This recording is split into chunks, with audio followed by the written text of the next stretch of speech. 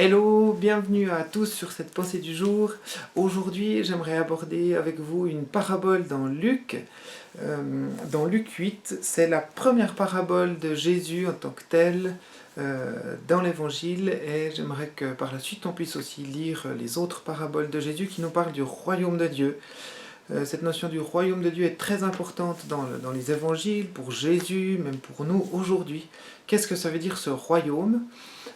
On en verra une partie dimanche dans la prédication, mais aujourd'hui j'aimerais simplement lire cette parabole ensemble et que Dieu puisse encore nous encourager au travers de sa parole, par son esprit. Dans cette parabole, Jésus nous parle que cette semence, c'est la parole de Dieu. Et elle vient se planter en nous. Et il lie ça avec le royaume de Dieu. Et le royaume de Dieu, c'est ça, c'est Dieu qui veut venir à l'intérieur de nos vies pour produire la vie qui vient de Dieu. Et que nous-mêmes, on puisse la transmettre, porter du fruit de nous-mêmes. Là, c'est clairement dit que c'est ces graines-là en nous qui vont porter du fruit. Donc on est bien participant, on est bien avec. Et puis, il nous dit par contre, 3 choses qui peuvent empêcher ce royaume de Dieu d'être dans nos vies. Premièrement, l'œuvre de Satan, l'ennemi de Dieu, qui ne pouvons pas atteindre Dieu, ne pouvons pas détruire Dieu, veut nous détruire nous.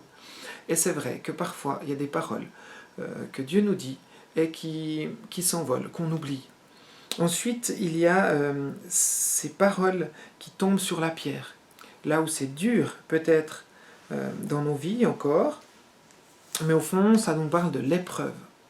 Il dit quand l'épreuve survient, ils abandonnent tout. Et peut-être que souvent on voit l'épreuve comme quelque chose qui ne vient pas de Dieu, ou l'épreuve comme quelque chose une attaque peut-être de l'ennemi ou de Satan lui-même. Alors, peut-être, certainement, mais Dieu nous dit que l'épreuve, elle est utile pour révéler les choses. Et ce que Dieu veut, là, c'est pas juste une belle apparence, une jolie fleur en surface qui pousse sur des cailloux. Non, il aimerait une plante qui soit solide, qui ait ses racines profondément ancrées dans la terre, qui puisse tenir face à l'épreuve. Et il y a aussi cette semence qui tombe parmi les ronces, qui est assimilée aux richesses, aux soucis de la vie. Et combien de fois le souci des problèmes de cette vie d'aujourd'hui, les problèmes de mes richesses, peut-être particulièrement pour nous les Suisses, et les plaisirs de la vie. Encore à l'époque actuelle, je crois que l'homme n'a jamais eu autant de loisirs qu'actuellement, mis à part dans cette crise du Covid-19 qui révèle un petit peu ces choses, ces penchants pour les richesses, pour les plaisirs qui sont démesurés. Dieu n'est pas contre le plaisir, ça c'est un fait. Dieu n'est pas contre d'avoir des richesses. Mais par contre, quand les richesses et les plaisirs de la vie deviennent notre maître, alors là, ils prennent, c'est vrai, la place de Dieu. Et dans le 4e terrain, on voit que dans nos cœurs, ceux qui reçoivent, qui la retiennent dans un cœur honnête et bien disposé, ils persévèrent et ainsi portent du fruit.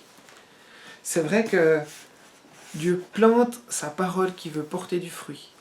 Mais ensuite, c'est à nous aussi de persévérer, de faire confiance à Dieu. Il nous appelle de nouveau dans son royaume, c'est de porter du fruit, qu'il ait cette vie qui vient de Dieu, et c'est possible. Et Dieu, ce qu'il veut, c'est qu'il ait cette vie qui vienne de lui, qui porte du fruit, et que cela puisse être distribué, être donné, être partagé.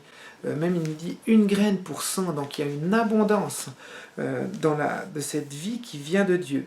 Et personnellement, moi c'est sûr que chaque jour, je dois parfois me forcer, oui, à tourner mes regards vers Dieu, parce que je sais que c'est que lui qui peut me donner la vie, que le reste souvent est un bel écran de fumée, et comme une plante qui paraît bien, mais au fond, les choses sèchent quand l'épreuve vient. Enfin voilà, tous ces 4 terrains, je peux les retrouver dans ma vie à moi. Que vous soyez encouragés encore à porter du fruit, à laisser Dieu vous transmettre sa vie et vous montrer toute la joie qu'il y a dans ce royaume qui vient de Dieu. Soyez bénis pour cette journée, à tout bientôt, ciao!